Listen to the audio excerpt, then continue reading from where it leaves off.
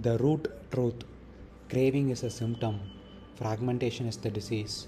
When fragmentation disappears, craving collapses like a building with no foundation. You don't have to fight desire, you only have to stop being divided. This is how your life feels simple. This is how your sleep becomes deep. This is how cravings die. Not because you improve, but because you stop being at war with yourself. You think craving is the problem. It is not. Craving is the smoke. Fragmentation is the fire. A man says, I crave woman, I crave validation, I crave food, I crave stimulation, I crave distraction. No, he craves relief from inner division. Look carefully. When you want 10 things at once, when one part of you says build, another says rest, another says escape, another says prove yourself, another says be admired, another says hide, that friction creates heat. That heat becomes anxiety. That anxiety seeks release. That release becomes craving. So, craving is not desire, craving is self medication. A fragmented mind cannot rest. Even in silence, it trembles. That is why some people cannot sit alone for 5 minutes. Why they compulsively check their phone, why they binge, why they lust endlessly, why they overthink at 2 a.m. Not because they are weak, because internally they are split into pieces. One human being, 10 competing movements, and the body pays the price. Sleep becomes shallow because conflict continues through the night. Attention becomes weak because energy leaks in opposite directions. Discipline becomes exhausting because every action feels like civil war. Now understand the deeper thing. You do not become free by fighting craving. That is another conflict, another division. The monk fighting lust is still tied to lust. The man trying to control himself is still imprisoned by the thing he controls. Suppression is not freedom. Resistance is not freedom. Freedom comes from when fragmentation ends, when there is only one movement inside you. Then something strange happens naturally. Cravings lose intensity, not through effort, not through mortality, not through discipline, but because the psychological wound that produced them is no longer active. A peaceful mind does not crave excess stimulation. A clear mind does not obsess over validation. A directed mind does not need constant escape. This is why your best days feel simple. On the days where you are fully aligned, fully working, fully training, fully present, fully honest, you suddenly do not feel tortured.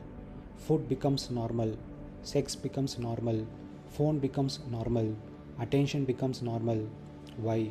Because energy is moving in one direction instead of fighting itself. Fragmentation is hell because your life force is being pulled apart every second. Wholeness feels like heaven because energy flows cleanly, and that is also why deep sleep comes. Sleep is not merely physical exhaustion. Deep sleep comes when the psyche is no longer carrying unresolved contradiction. A divided mind cannot fully surrender into sleep. It remains partially alert, still fighting, still unfinished. The deepest rest comes to the human being who is internally undivided. So the real question is never, how do I kill craving? The real question is, where am I divided against myself? That is the beginning of intelligence. Don't try to handle fragmentation. You are trying to handle fragmentation as if fragmentation is an object separate from you. It is not. The fragmentation is the handler. The very moment that says, how do I fix myself? Is often another fragment trying to dominate the others. One part says, work harder. Another says, escape. Another says, you are wasting your life. Another says, you deserve pleasure. Then a new fragment appears calling itself, the one who will solve all this. That fragment becomes the self-improvement identity. Now conflict becomes sophisticated, but it is still conflict. So first, do not rush to repair yourself. See yourself. That alone is rare. Most people never actually observe themselves. They immediately judge, suppress, optimize, distract, explain, moralize. Observation without interference is intelligence. For example, you sit to work. Suddenly you want YouTube. Immediately observe what is happening now. Not analytically, directly. You may notice work creates discomfort. Discomfort creates restlessness. Restlessness seeks escape. Good. Now you are seeing reality. Not ideology, not productivity advice, reality. Or maybe you notice you desperately want a girl's attention. Look deeper. Is it truly sexual? Or does attention temporarily makes you feel whole, valuable, seen, alive? Most craving is not for the object, it is for psychological completion. Now another important thing. Fragmentation grows when life has too many unconscious directions. You say, I want peace, I want money, I want comfort, I want greatness, I want freedom, I want admiration, I want rest, I want intensity. Fine. But these movements often contradict each other. Then energy gets torn apart internally. So clarity matters. Not motivational clarity, existential clarity. You must slowly discover what actually matters to me beyond the mood. Not what excites you today, not what social media rewards, not what other men worship. What is true for you when noise disappears. Because a human being with one clear direction becomes powerful naturally, not because he forces discipline, but because contradiction decreases. Then action becomes simpler.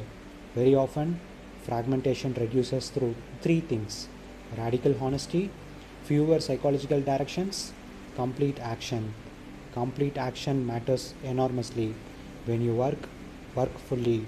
When you rest, rest fully. When you train, train fully. Half action creates residue. You already noticed this in your own life. Half hearted work scatters energy. Correct. Because incomplete attention leaves internal noise behind. And lastly, do not turn boldness into another ambition. The ego loves spiritual goals. I will become perfectly aligned. I will become unfragmented. I will transcend desire. That too becomes violence.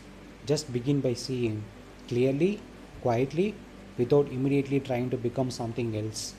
A human being who sees himself without distortion already begins to change. Listen, a human being suffers not because life is hard, but because he is internally divided against himself. One part chasing pleasure, another chasing meaning, one part wanting comfort, another wanting greatness, one part wanting silence, another addicted to noise. This inner civil war becomes exhaustion, craving, anxiety, distraction, shallow sleep, and endless confusion. And then man mistakenly fights the symptoms. He fights lust, fights distraction, fights procrastination, fights overthinking, but the root remains untouched: fragmentation. The solution is not self violence, not suppression, not becoming a machine. The solution begins with seeing every contradiction clearly, seeing every escape clearly, seeing every false movement clearly, without justification, without condemnation. From that seeing, intelligence awakens naturally. Then slowly, your energy stops leaking, your mind becomes quieter, your actions become cleaner, your sleep deepens, your cravings weaken, your life simplifies. Not because you became better, but because you stopped being split into 10 different people inside one body. Wholeness is not perfection. Wholeness is when your life moves in one honest direction.